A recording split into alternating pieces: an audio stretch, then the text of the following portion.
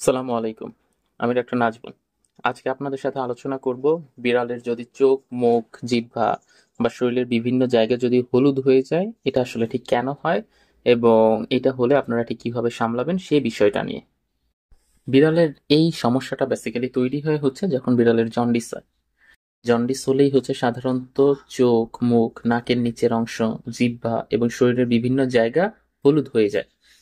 আর এ সময় বিড়ালের আরো অনেকগুলো ধরনের লক্ষণ প্রকাশ পায়। চলুন সেই লক্ষণগুলো সম্পর্কেও আমরা জেনে নিই। যেমন প্রথমটা চোখের সাদা অংশটা আলটিমেটলি হলুদ হয়ে যাবে। মুখমণ্ডল ও দাঁতের যে মাড়ি আছে, মানে দাঁতের উপরের যে অংশটা, এই জায়গাগুলোও হলুদ হয়ে যাবে।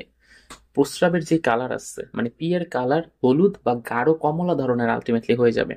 খাবারের অরুচি সৃষ্টি হবে, খাবার দাবারের পরিমাণ একদমই কমিয়ে দিবে এবং আস্তে আস্তে ওর ওজনটা কমে যাবে।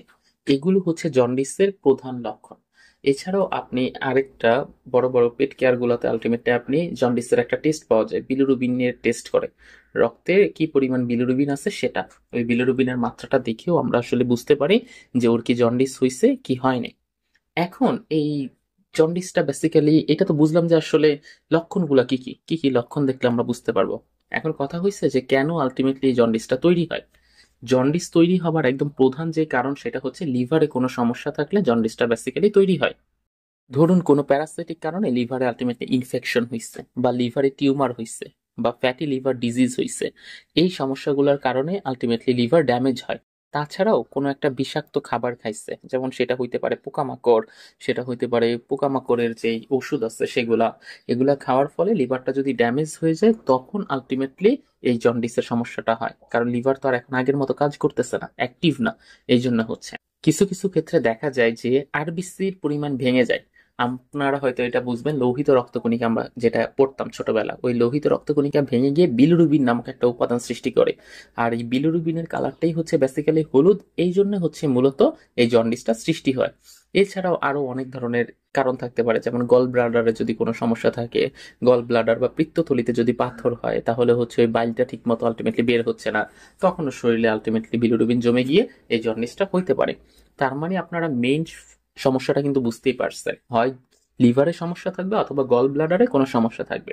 এখন লিভারের সমস্যা যদি থাকে তাহলে এটা খুব দ্রুত সুস্থ হয়ে উঠবে, কিন্তু গল ব্লাডারে যদি কোনো সমস্যা থাকে তাহলে এটা অপারেশন করে সেই পাথরটা বের করা ছাড়া এটা খুব সহজেই করা যায় না। এবং গল ব্লাডারের পাথরটা আছে কি না এটা আইডেন্টিফাই করার জন্য এক্স রে করতে হয়। তো দেখা যায় যে অনেক পেট কেয়ারে এক্স রেও থাকে না, যার কারণে এটা খুব সহজে আইডেন্টিফাই করা যায় না এবং এই সমস্যাটাও অত সহজে ভালো হয় না। তো চলুন এখন আমরা জেনে নিই যে এক্ষেত্রে আমাদের করণীয় কি। এক্ষেত্রে করণীয়র ভিতর ওই একটাই, ভেটের কাছে নিয়ে যাবেন। ভেট খুব দ্রুত লিভারের ওর ব্লাডে ওই বিলিরুবিনের পরিমাণটা নির্ণয় করবে, নির্ণয় করে দেখবে আলটিমেটলি সেখানে কি বিলিরুবিনের পরিমাণ অনেক বেশি কিনা। যদি দেখে যে বিলিরুবিনের পরিমাণ বেশি, তাহলে তো বুঝতে হবে যে হ্যাঁ, হয়তো বা লিভারে সমস্যা হয়েছে অথবা কোথায় সমস্যা হয়েছে, গল ব্লাডারের সমস্যা হয়েছে। তখন ভেট ট্রিটমেন্ট হিসেবে ওই লিভারের জন্য লিভারের বিভিন্ন ধরনের ওষুধ আছে সেগুলো আলটিমেটলি দিবে। এবং আবার এইখানে ভেট অ্যান্টিবায়োটিকও ব্যবহার করতে পারে। যদি অনেক দিন ধরে আলটিমেটলি লিভারের এই সমস্যায় ভোগে, তখন দেখা যায় ভিতরে ব্যাকটেরিয়াল ইনফেকশন, যেটাকে আমরা সেকেন্ডারি ব্যাকটেরিয়াল ইনফেকশন নামেও পরিচিত। এই ইনফেকশনটা হয়ে গেলে তখন সেখানে অ্যান্টিবায়োটিকও ব্যবহার করতে হয়। আর লিভারের ওই যে ড্যামেজ থেকে আলটিমেটলি কি হয়েছে, খাবার দাবারের অরুচির এই সমস্যাটা যে তৈরি হইলো, এই অরুচির সমস্যাটা তৈরি হইলে ওকে বাহির থেকে আলটিমেটলি ডিএনএস এরও সাপোর্ট দিতে হবে বা ভিটামিনেরও আলটিমেটলি ব্যবহার করতে হবে। এছাড়াও যদি বাদবাকি আনুষঙ্গিক কোনো সমস্যা থাকে তাহলে ওই সমস্যাগুলোর দিকে খেয়াল রেখে ভেট বাকি যে ট্রিটমেন্ট প্রোটোকল আছে সেটা আলটিমেটলি গ্রহণ করবেন। আপনি কিন্তু কোনো কারণেও প্যারাসিটামল জাতীয় ওষুধ খাওয়াতে যাবেন না, কারণ জ্বর থাকতে পারে। জোর করে খাওয়াইতে গিয়ে ওর শ্বাসনালীতে খাবার দিয়ে দিবেন না। আর কি নিজে নিজে কোনো ওষুধ খাওয়াতে যাবেন না, কারণ জন্ডিসের কোনো নিজে নিজে ওষুধ খাওয়াইতে গেলে এটা ভালো করা সম্ভব হবে না আপনার পক্ষে। তো এই ছিল আমাদের আজকের ভিডিও।